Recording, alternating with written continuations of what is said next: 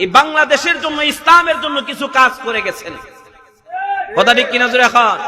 ইসলামের জন্য, বাংলাদেশের জন্য কিছু কাজ করছেন, জনগণের জন্য কিছু কাজ করছেন। কাজ কি?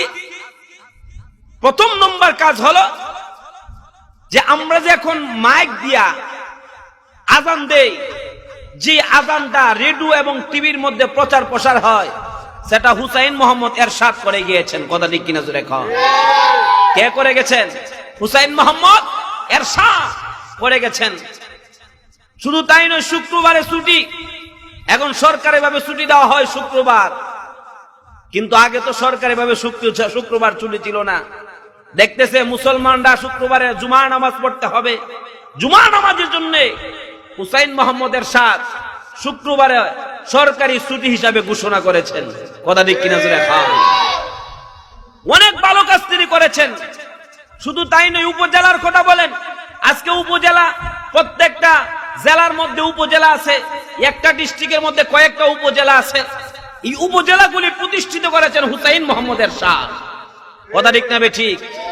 ও মুসলমান ইমানদার, মসজিদ বলেন, মাদ্রাসা বলেন, মসজিদ মাদ্রাসার মধ্যে যে কারেন্টের বিল আছে, সেই বিল মওকুফ করে দিছে হুসাইন মোহাম্মদ এরশাদ। কথা ঠিক কিনা জোরে খাও?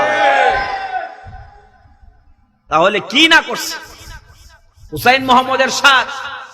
যখন তিনি ক্ষমতার মধ্যে ছিলেন, তখন রাষ্ট্র ছিল খুব সুন্দর, ভালো, মানুষও সুন্দরভাবে চলাফেরা করছে, কোনো খুন খারাপি ছিল না, কোনো রাহাজানি ছিল না, কোনো চিন্তাই ছিল না।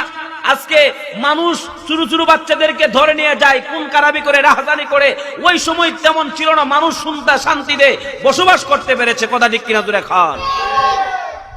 আমার প্রাণে ভাইয়েরা, যে কথাটা বলতেছিলাম, তাহলে ইসলামের জন্য, কোরআনের জন্য, শুধু তাই নয়, সংসদের মধ্যে ইসলামী রাষ্ট্র ঘোষণা করেছেন হুসাইন মোহাম্মদ এরশাদ। কথা ঠিক না ঠিক?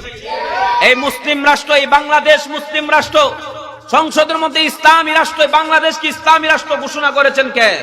হুসাইন মোহাম্মদ এরশাদ। তার অবদান বাংলাদেশের প্রতি অনেক রয়ে গেছে, তার অবদান মুসলমানদের প্রতি অনেক আছে।